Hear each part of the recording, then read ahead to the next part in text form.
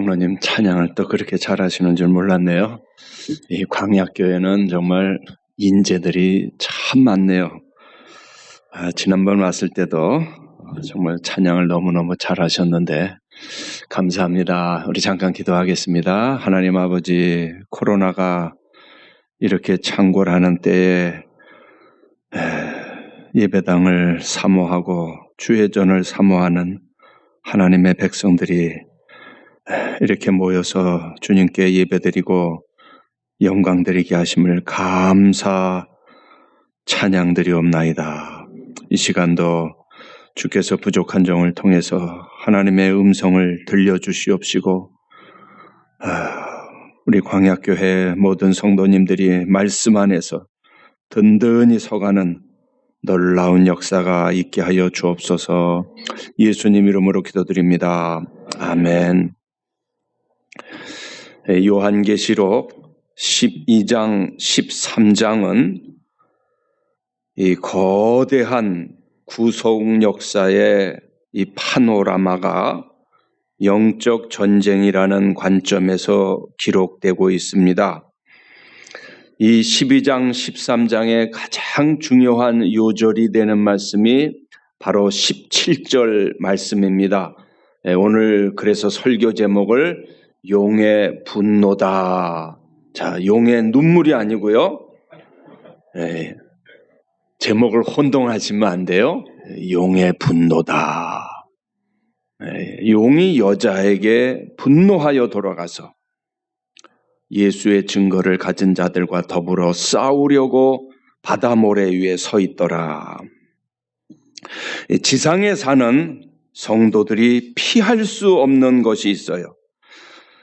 자, 지금 세계 이곳저곳에서 많은 전쟁의 소리들이 들리지만 그거보다 더 사실은 우리가 기억해야 될 게 무엇이냐면 눈에 보이는 전쟁보다 더 무서운 것은 눈에 보이지 않는 영적 전쟁이 있다는 것입니다. 왜냐하면 하나님의 백성들을 노려보고 있는 용이 있기 때문에 그래요. 붉은 용이 있다. 붉고 시뻘건 용이 눈을 부릅뜨고 발톱을 드러내고 바다 모래 위에 딱 서서 우리가 은혜 받고 찬양 드리고 예배 드리는 것을 견디지 못하는, 우리가 피할 수 없는 적이 살아있기 때문에 그렇습니다. 저는 이 말씀을 볼 때마다요, 제가 있던 그 교회들, 한국에 있던 교회가, 그 은혜롭던 교회가 제가 떠나고 나서 유학 갔을 때 교인들끼리 싸우고 정말 말로 다 할 수 없는 교회가 전쟁터가 돼버린 그런 쓰라린 경험이 있습니다. 제 유학 중에 섬겼던 그 교회도 몇 번이나 교회가 갈라져서 여러 해 후에 가보니까 300명이 넘던 교회였는데요. 시카고에서 작은 교회가 아니었죠. 이민교회치고 50명도 되지 않는,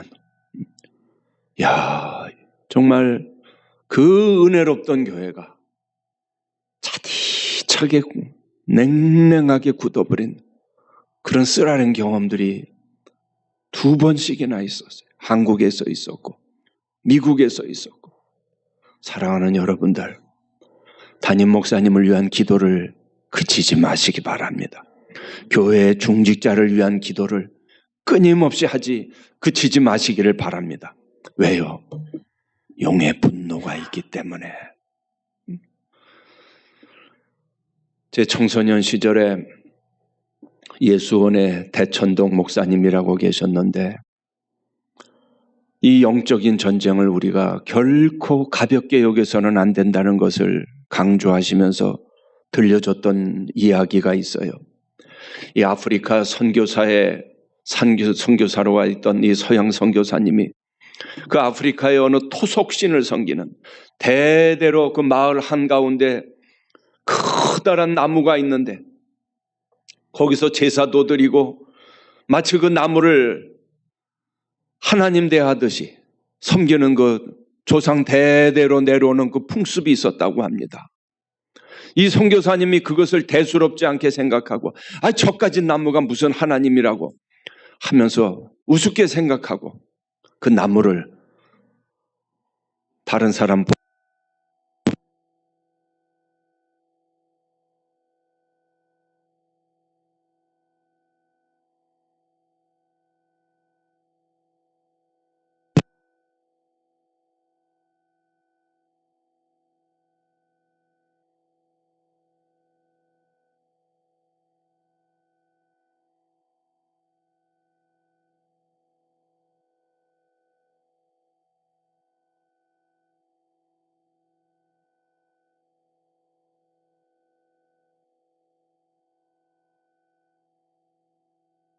선교사들이 들어가지 못한 곳이 이 샹그릴라라는 지역인데요.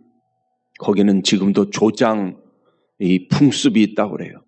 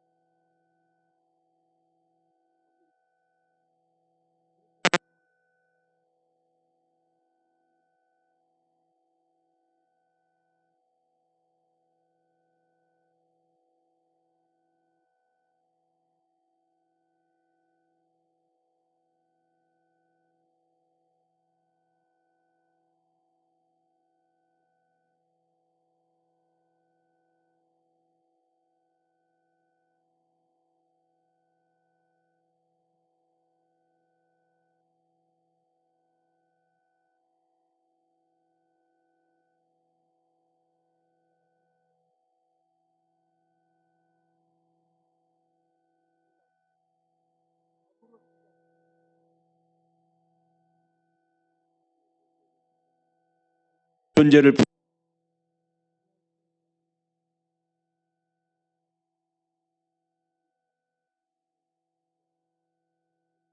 별로 들어본 기억이 나지 않아요.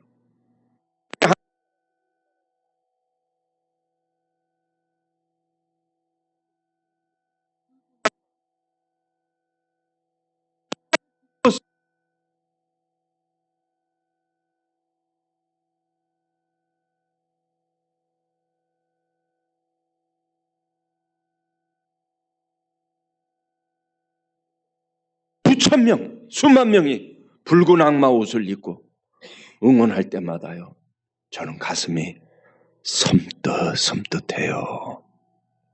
마귀는요, 우리가 장난칠 수 있는 존재가 아니고요, 농담거리로 삼을 수 있는 존재가 아닙니다. 가슴 아픈 이야기들이 많은데요, 제가 청소년 시절에 은혜를 크게 받고 성령의 역사에 크게 붙들려서 살던 적이 있는데요, 언제 무슨 이유인지는 모르지만 여러분, 이 사탄도 자기를 광명의 천사로 가정을 해요. 그때 저를 잘 지도해 주는 분들이 없었기 때문에 제가 이 성령의 음성과 미혹의 영의 음성을 분간을 못해갖고 영적으로 크게 혼란에 빠진 적이 있었어요. 제가 뭔가 잘못돼 간다는 것을 느꼈어요. 그러고 나서 헤어나오기 위해서요, 얼마나 오랫동안 싸움을 했는지 몰라요. 매일매일을 치열한 영적인 전쟁을 벌였어요. 악한 영은요, 미혹의 영, 거짓의 영은 하나님의 성령을 가장해서도 역사할 수 있어요. 음성을 들려드릴 수도 있고요, 방언의 역사를 할 수도 있고요. 너무너무 비슷해서 그 당시에 저로서는 분간을 못했는데, 나중에서야 이것이 악한 영의 역사임을 알고 싸우기 시작했는데, 아마 제가 그때 그냥 그대로 왔더라면 제가 폐인이 됐을지도 모르겠다. 마귀는요, 파괴자예요. 인격을 파괴시키고 지성을 파괴시키고 나를 사로잡고 완전히 폐인으로 만들어버려요. 여러 달 걸려서야 승리를 내 마음에 이 성전을 회복하고 하나님께서 회복시켜 주시는 은혜를 체험했던 기억이 납니다. 사랑하는 여러분, 성령의 역사도 있지만 악령의 세계도 있다는 것을 우리는 잊어버려서는 안 됩니다. 오늘 성경은 이것을 가르쳐주고 있습니다. 오늘 성경 말씀에는 놀라운 환상이 보이는데요.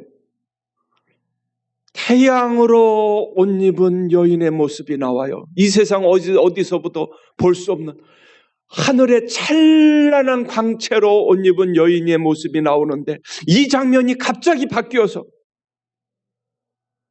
이 여인이 갑자기 산거로 인해서, 우리 어머니들 기억나시죠? 이 아기를 낳기 위해서 지금 정말 이제 점점 고통이 심해지는 이런 그 고통의 시간을 겪게 되는데, 이 여인의 앞에서 이 여인을 노려보고 아기를 낳으면 잡아먹으려고 하는 붉은 용이 기다리고 있는 모습이 나타나요. 그런데 아기를 낳자 하나님께서 이 아이를 거두어 올라가는, 하늘로 승천해가는 모습이 나타나요. 그러자 여변에는 이 용이 여인을 향해서 노려보는 끔찍한 장면이 여기에 기록되어 있습니다. 자, 오늘 저는 간략하게 설명을 해드리고 합니다. 여기 등장인물이 3명이 나타나요. 하나는 태양으로 옷 입은 여인, 12별의 면류관, 찬란한 면류관을 써 있고요. 그 발 아래에는 달을 밟고 있는 이 어마어마한 엄청난 권세를 가진 여인의 모습이에요. 여러분, 이 여인이 누구일까요? 간략하게 말씀드립니다. 영광스러운 하나님의 교회의 모습입니다. 저와 여러분들의 미래의 모습임을 믿으시기를 바랍니다. 여기에 대해서는 좀 이따 좀 자세히 설명을 하겠습니다. 자, 마지막으로 그 다음에 나오는 인물, 용이라고 나옵니다. 성경에 이 9절에 보니까 큰 용이 내 쫓기니 옛 뱀 곧 마귀라고도 하고 사탄이라고도 하며 온 천하를 꿰는 자라. 용이라, 옛 뱀이라 그랬어요. 자, 우리나라에서는 아마 이 동양 전통인 것 같아요. 이 용이 왕을 가리켜요. 이 청와대의 상징도 지금 2마리의 용이 이렇게 있습니다.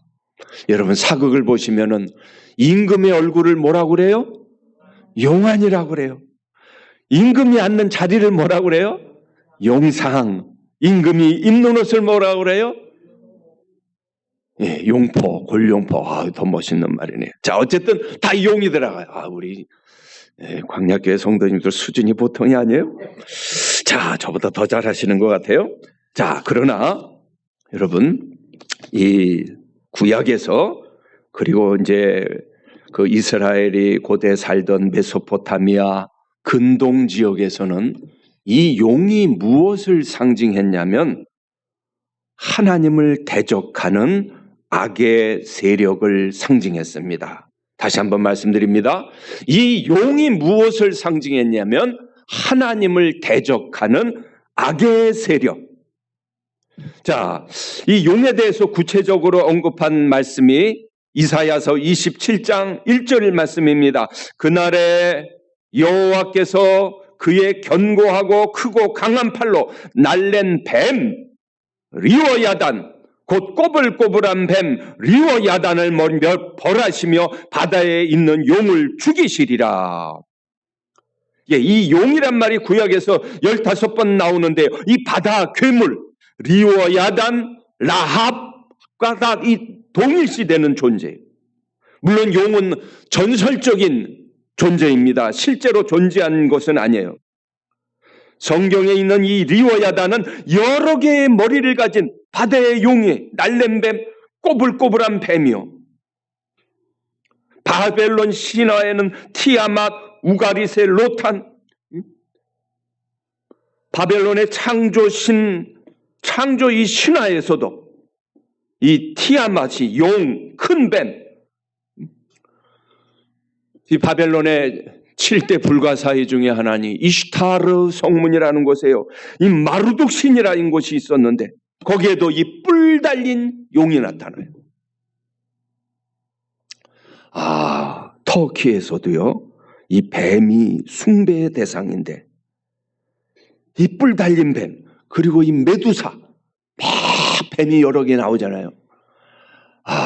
제가요 한 번은 미국에 가는 길에 일본 나리타 공항에 몇 시간 동안 머물면서 기다린 적이 있었는데 그 공항에 그냥 지나가다가 식당인데요.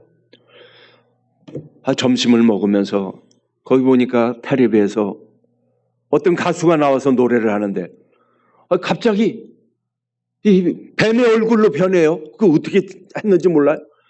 뱀이 한 메두사 머리로 갑자기 변해갖고는 뱀이 꼬불탕 하는 모습이 나와요. 밥 먹다가 그냥 속이 그냥 울컥해갖고 뒤집어졌어요. 뱀신 사상이구나. 저게 그냥 장식이 아니라 바로 이 말씀이에요. 뱀신, 메두사, 용, 다 같은 존재. 일본에 잡신이 많다고 그러더니 아니 그 사람 많은 공항에서 그걸 대놓고 방송을 하는 거예요.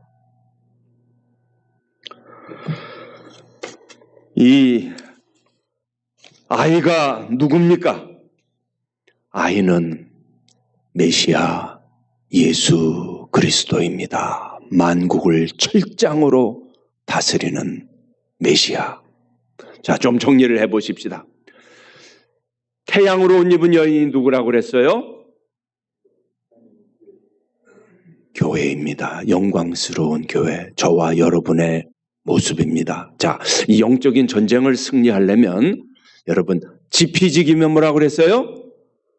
백전백승이라. 적을 알고 나를 알아야 돼. 자, 그러니까 두 번째, 그래서 나를 알아야 되는데, 자, 그 다음에 적이 누구예요? 용이에요. 용의 분노가 있다고 그랬어요. 언제까지? 예수님 재림하실 때까지. 사탄은 자기가 지옥 갈 존재인 것을 알고 있어요. 사탄은 십자가에서 패한 존재인 걸 알고 있어요. 그렇기 때문에 예수님이 오셔서 마지막 심판하실 때 한 명이라도 더 지옥으로 끌고 가려고 교회를 향해서 끊임없이 예수님 오실 때까지 전쟁을 벌일 거예요. 여러분을 가만 놔두지 않을 거예요. 자, 세 번째로 메시아라 그랬습니다. 자, 오늘 이 말씀을 다 볼 수는 없고요. 자, 오늘 성경은 연대순으로 이렇게 쭉 기록된 말씀이 아니기 때문에 제가 조금 추려갖고 이제 순서대로 여러분들이 좀 이해하기 쉽게 말씀을 드리겠습니다. 첫 번째 영적인 전쟁이 있었다. 이 세상에 이렇게 많은 영적인 전쟁이 있게 된 거대한 그 배후에 무엇이 있었는가? 자, 이 요한계시록을 보면 너무 놀라워요. 야, 이건 사람의 머리에서 나온 책이 아니다. 특별히요, 여기 보니까 그 꼬리가 4절에 하늘의 별 3분의 1을 끌어다가 땅에 던지더라. 3분의 1을 끌어다가 땅에 던지더라. 이 땅이 영적인 전쟁터가 된 그 배후에 어떤 일이 있었냐면 하늘의 별을 3분의 1을 끌어다가 땅에 던졌다고 그랬어요. 어마어마한 수의 악한 영들, 귀신들을 이 세상에 던졌다는 거예요. 누가? 마귀가, 용이 자기의 쫄개들을. 지금 우리 눈에 보이지 않지만 이 세상에는 어마어마한 수의 악한 영들이 있다는 거예요. 얼마 전에도 일본 선교사님을 만났는데 그래요. 일본에 갈 때마다 일본 선교사님들이 견뎌내지 못하고 떠나는 것이 그 나라에 들어가기만 하면 머리가 아프다는 거예요. 그 나라를 장악하고 있는 이 악한 영의 권세가 얼마나 많은지, 강한지, 공중의 권세 잡은 자, 이 세상신, 정사와 권세를 잡은 자, 예수님도 거라사인의 귀신을 쫓아내면서 뭐라고 그랬어요? 그때 군대 귀신이라고 그랬어요. 군대 귀신. 얼마나 수가 많았으면 군대 귀신이라고 그랬어요. 어떤 일이 있었습니까? 7절 말씀을 우리 같이 읽어보십시다. 첫 번째 영적인 전쟁입니다. 첫 번째, 이 세상의 전쟁이 있기 전에 하늘에서 엄청난 전쟁이 있었다. 7절 말씀 같이 읽겠습니다. 하늘에 전쟁이 있으니 미가엘과 그의 사자들이 용과 더불어 싸울세. 용과 그의 사자들도 싸우나 이기지 못하여 다시 하늘에서 그들이 있을 곳을 얻지 못한지라. 예, 바로 큰 용이 내쫓기니 옛뱀 곧 마귀라고도 하고 사탄이라고도 한다. 모든 일의 이 배후에는 하늘에 엄청난 영적인 전쟁이 있었다는 거예요. 이 전쟁은 우리가 상상하기도 어려울 정도의 엄청난 전쟁이에요. 언제 있었는지 우리는 정확하게 알 수가 없어요. 그러나 사탄이 그의 쫄개들과 하나님을 대적해서 미가엘 천사장과 그리고 많은 천사들과 엄청난 영적인 전쟁을 벌였는데 패배해서 하늘에서 있을 곳을 얻지 못해서 쫓겨난지라. 여기서 가장 중요한 주제가 되풀이되는 반복되는 주제는 뭐냐면 사탄의 패배예요. 사탄은 계속해서 패배하게 되어 있다. 마지막 아마겟돈 전쟁에서 곡과 마곡의 전쟁에서도 사탄은 패배해서 영원한 불못으로 던져질 존재인 것을 믿으시기 바랍니다. 성경 여기저기서 이 사탄의 타락에 대해서 기록하고 있습니다. 유다서 1장 6절에서는 자기 지위를 지키지 아니하고 자기 처소를 떠난 천사들을 큰 날의 심판까지 영원한 결박으로 흑암에 가두셨다. 자기 지위를 지키지 아니하고 자기 처소를 떠났다. 이사야 14장 12절 15절에서는 이렇게 얘기합니다.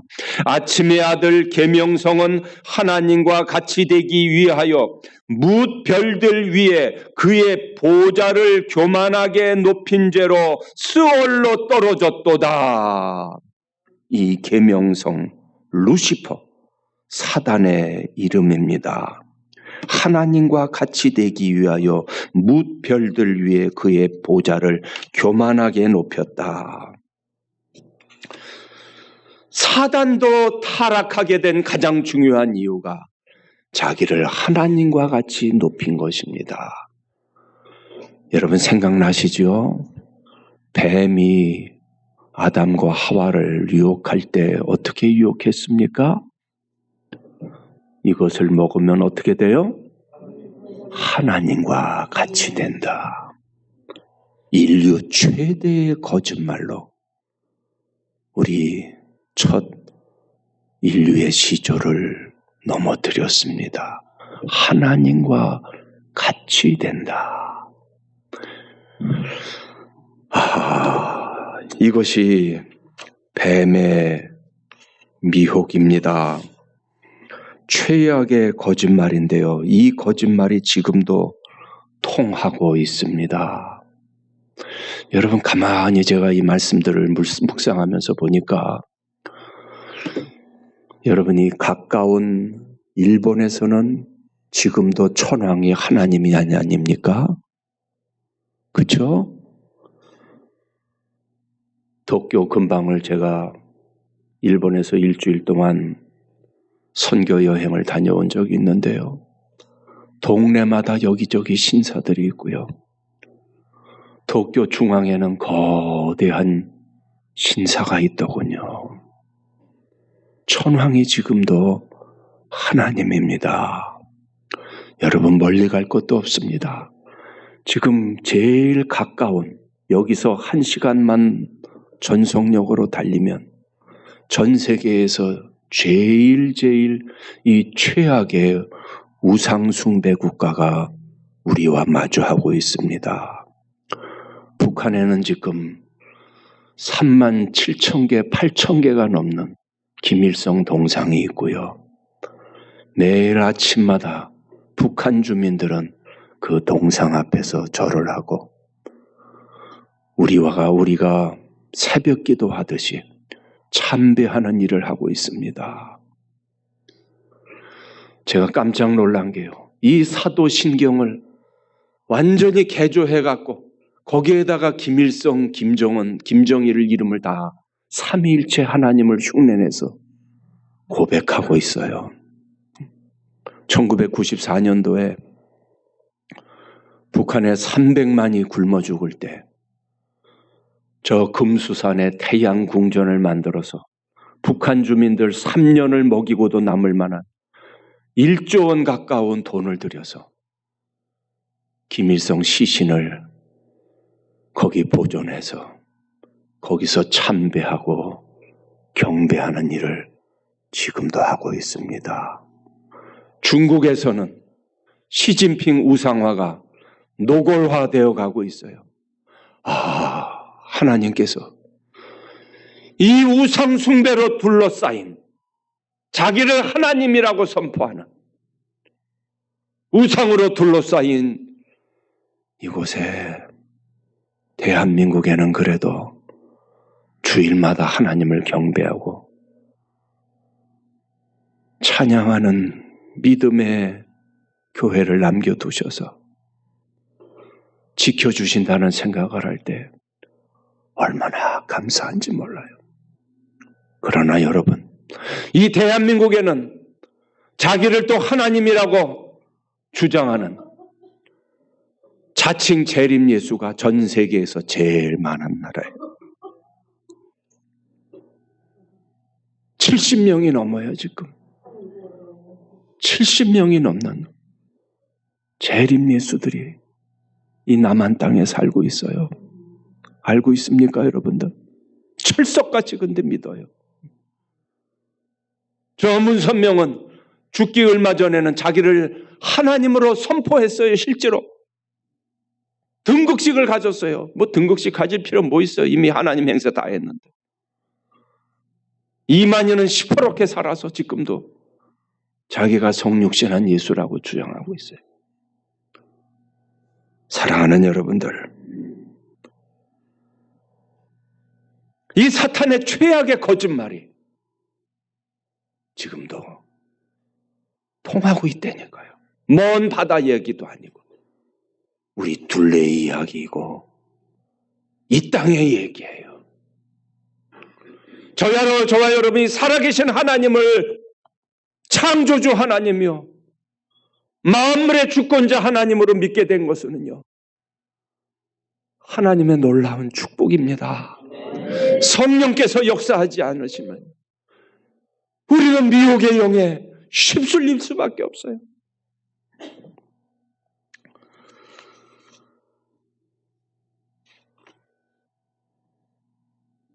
자, 하늘에 엄청난 전쟁이 있었다. 하늘에 엄청난 전쟁이 있었어.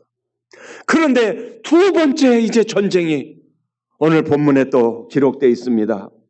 자, 4절 말씀 한번 같이 읽어보십시다. 4절 말씀. 다 같이 읽어보겠습니다. 우리가 하늘의 별 3분의 1을 끌어다가 땅에 던지더라.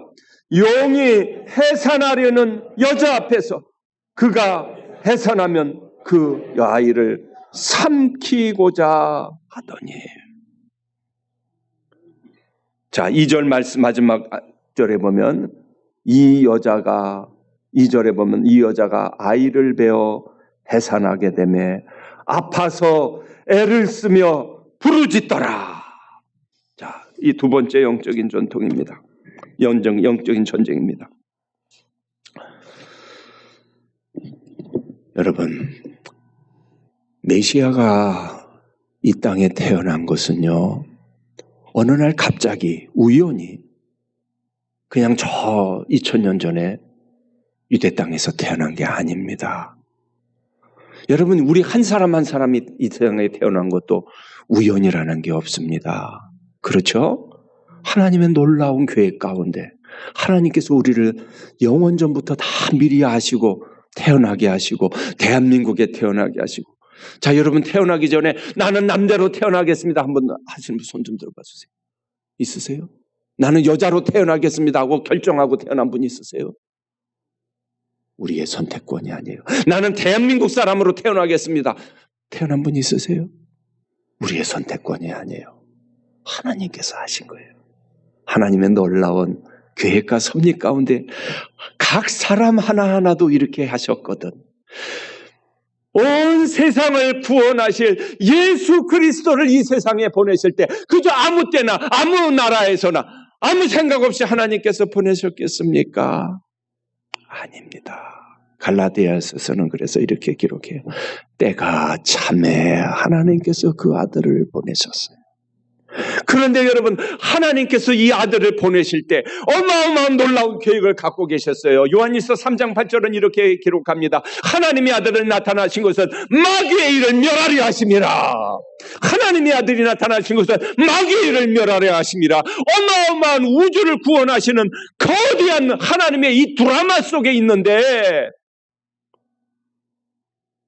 마귀가 이 사실을 모를 리가 없지요. 예수 그리스도께서 이 세상에 오실 때 제일 긴장한 놈이 누굽니까? 마귀입니다. 이 아기를 잡으려고 노려보는 그 마귀. 용의 모습을 볼 때 여러분 생각나는 게 있지 않습니까? 헤롯이 어떻게 했어요? 2살 아래의 아기를 다 죽여버렸어요. 여러분 이게 우연이 아닙니다. 여러분 이 한 민족이 태어날 때, 민족을 통해서 태어날 때 이스라엘 백성이 겪었던 그 고통은 말로 다 할 수가 없습니다. 이 구약과 말라기와 마태복음의 이 사이에, 복음서 사이에 400년여간 동안의 이 중간기라고 하는데요. 이 기간 동안 이스라엘 백성들이 겪었던 고통은 말로 다 할 수가 없습니다. 예수님의 어머니 마리아가 겪었던 고통도 말로 다 할 수가 없습니다. 여러분 어머님들 한번 생각해 보세요. 어머님들이 더 잘 알 것 같아요.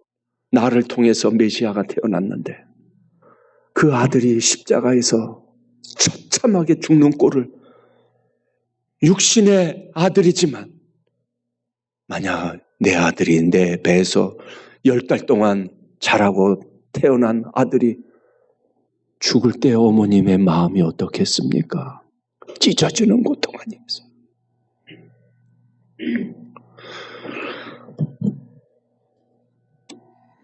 예수님께서 이 세상에 계실 때 사탄의 시험을 받으셨습니다. 이 누가복음 4장 13절을 보면 이 사탄이 얼마나 예수님 일생 동안 예수님을 괴롭혔는 것을 알 수가 있어요. 누가복음 4장 13절을 보십시다. 누가복음 4장 13절. 누가복음 4장 13절. 우리 다 같이 한 목소리로 읽어보겠습니다. 마귀가 모든 시험을 다한 후에 얼마 동안 떠나니라. 여러분 우리도요 방심할 때 위험합니다. 교회가 부흥할 때 위험하고요. 우리 각 사람들도 너무 자신만만할 때 위험하더라고요. 마귀가 모든 시험을 다한 후에 얼마 동안 떠나니라. 이 말씀은 무슨 말이냐면요. 얼마든지 예수님 일평생 마귀가 틈만 나면 들어왔다는 거예요. 심지어는 베드로를 통해서도 들어왔고요.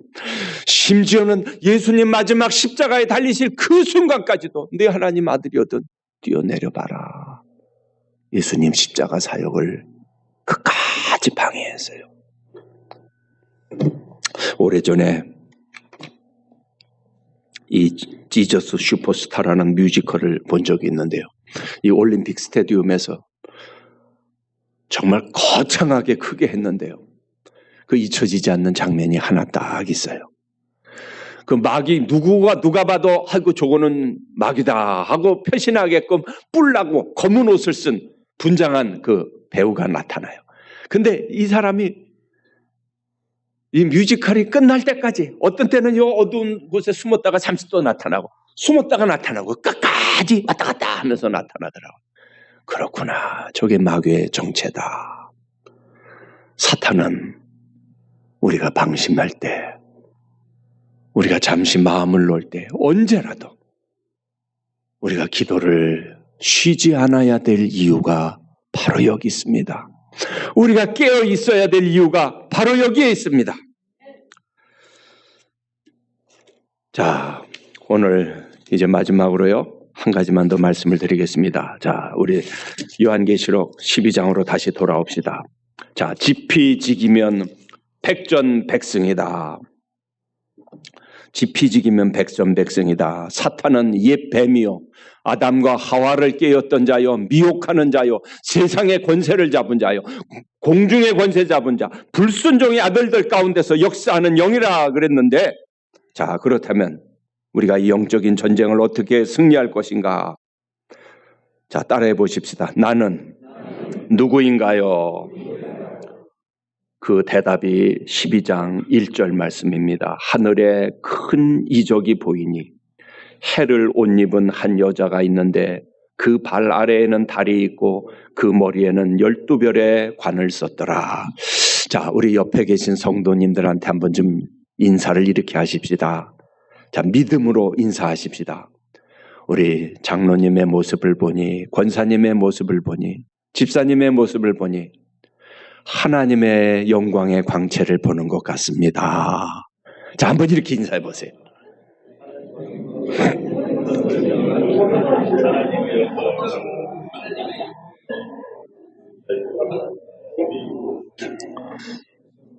자, 여러분 믿음으로 하셨습니까? 이 안 믿어지십니까? 자, 사랑하는 여러분들, 하나님의 말씀을 계시 그대로 받아들이시고 믿음으로 고백하고 선포하면 하나님의 능력이 나타납니다. 사탄의 최대의 거짓말이 무엇이냐면요, 하나님의 백성의 영광의 신분을 망각하게 하는 거예요. 다시 한번 말씀드립니다. 이 거짓말에 오늘날 성도들이 너무나 많이 속고 있어요. 다시 한번 말씀드립니다.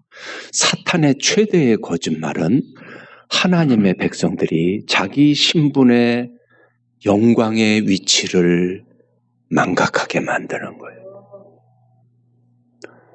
너 인생 끝났어. 너 포기해. 되는 대로 살아. 여러분, 이건 마귀의 음성이에요. 다시 한번 말씀드립니다. 너 인생 끝났어. 내 모습 봐. 너 얼마나 많이 실패했어. 내 인생 끝났어. 하나님이 너 더 이상 안 사랑해. 너 봐봐. 너한테 닥치는 고난 봐봐. 하나님 너 더 이상 사랑 안 해. 이건 누구의 음성이에요? 마귀의 음성이에요. 순간순간 여러분 사탄이 주는 음성을 분별하셔야 됩니다. 할렐루야. 따라해 보십시다. 나는 영광스러운 하나님의 자녀이다. 사망과 음부의 열쇠를 가지신 예수 그리스도가 나의 주인이시다. 여러분 정말 믿습니까? 여러분 이 여인의 모습을 보세요. 태양으로 옷을 입고 있다 그랬어요. 태양으로 옷을 입고 있다. 여러분 이 모습이 누구의 모습인지 아십니까? 구약에 보면 하나님이 영광의 광채로 둘러있다 그랬어요. 요한계시록 1장에 보니까 예수 그리스도가 이 영광의 광채로 둘러있고요. 얼굴이 태양과 같이 빛나고 있고 천사들이 영광의 광채로 둘러싸여 있는데 바로 이 우리가 천상에 올라가면 이 영광의 광채에 둘러싸일 거라는 거예요. 믿으십니까? 제 스승 되시는 이 권성수 교수님께서 계시록 강해를 쓰셨는데 거기 이런 내용이 나와요. 어느 목사님 사모님이 시름시름 병을 앓다가 세상을 떠났는데 자녀들이 여럿 있었나 봐요. 목사님이 너무 슬픔에 견디지 못해서. 목사님도 사람이잖아요. 비몽사몽간에 사모님의 모습을 보았대요. 그런데 그 사모님의 모습이 이 세상에 있을 때 모습이 아니래요. 얼마나 아름답고 얼마나 빛이 나는지 감히 가까이 갈 수도 없을 정도의 영광의 광채로 둘러싸여 있는 아내의 모습을 보았대요. 그 모습을 보고는 큰 위로가 돼서 깨어났다는 이야기를 제가 들은 적이 있어요. 그렇구나. 요한일서 3장에도요. 예수 그리스도가 오실 때가 되면, 재림하실 때가 되면 우리가 예수님과 같이 되리라 그랬어요. 우리가 하나님이 된다는 말이 아니에요. 하나님의 영광의 광채가 우리를 둘러싼다는 말씀이에요. 여러분, 오래전에 호랑이가 이 유튜브 동영상에 그런 게 돌아다니더라고요. 호랑이가 이 소한테 쫓기더라고요. 아마 집에서 기른 호랑이인가 봐요. 야성을 다 잃어버렸어요. 소가 쫓아오니까 막 도망가. 뺑뺑뺑뺑 우리에서 도망가. 저런 멍청한 호랑이. 이렇게 좋은 먹이를 놔두고 돌아서서 한번 하기만 하면은 소가 오금이 저려서 꼼짝도 못할 터인데 소가 쫓아온다고 도망가는 이 멍청이 호랑이를 보면서요, 제가 그런 생각을 했어요. 오늘날 하나님의 백성들이 이런 모습이 아닌가. 돌이켜서 내가 하나님의 자녀이다. 예수 그리스도의 권세가 내 권세이다. 선포하기만 하면 하나님의 능력이 나타날 터인데 자기가 호랑이인 것을 잊어버리고 도망치는 이 있음직하지 않은, 여러분, 저와 여러분들은 호랑이 그 이상입니다. 할렐루야. 이 달을 밟고 있는 사람이에요. 어마어마한 왕으로 부르셨어요. 할렐루야. 오늘날 이 마귀의 거짓말에 속지 마십시오. 세상 사람들이 여러분들을 향해서 이 개독교인 하니까 그리스도인들이 그래 나는 개독교인이야. 개독교야. 개독교. 다 움츠러들었어요. 할렐루야. 속지 마세요. 사탄의 거짓말이에요. 물론 우리가 잘못한 것을 그리스도인들이 돌아보고 회개해야 되지만 하나님의 백성의 신분의 위대함을 성경은 강조해요. 하나님의 백성의 이 왕적인 신분은요, 세상의 대통령, 장관, 국회의원 그 이상인 줄로 믿으시기를 바랍니다. 저는요 정말 대통령도 부럽지 않아요. 국회의원도 부럽지 않아요. 왜요? 대통령은 고작 해야 4년밖에 안 해요. 그러고 나서 또 가는 데가 또 있으시더라고요. 이 악순환이 언제 끊어질래나요? 저는 그러고 싶지 않아요. 뭔 영화를 보겠다고. 하나님의 백성들이요, 깨어 있으십시오. 하나님의 백성들은요, 이 세상을 향해서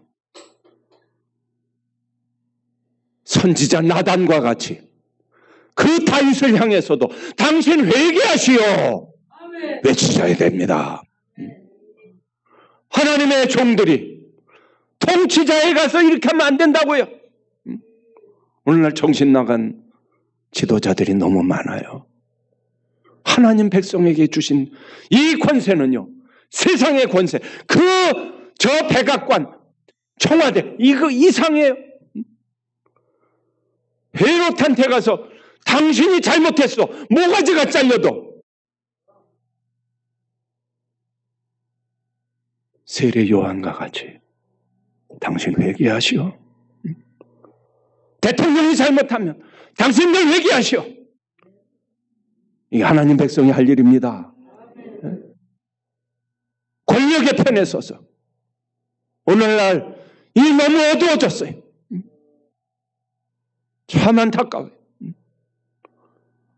어느 신학자가, 이름 있는 신학자가, 이 사람 뽑으면 하나님의 나라가 오고 이 사람 뽑으면 마귀의 나라가 온대요. 이런 정신 나간 소리를 하고 있어요. 여러분, 윤석열을 뽑으면 하나님 나라가 오고 마귀의 나라가 오고 이재명 뽑으면 하나님의 나라가 옵니까?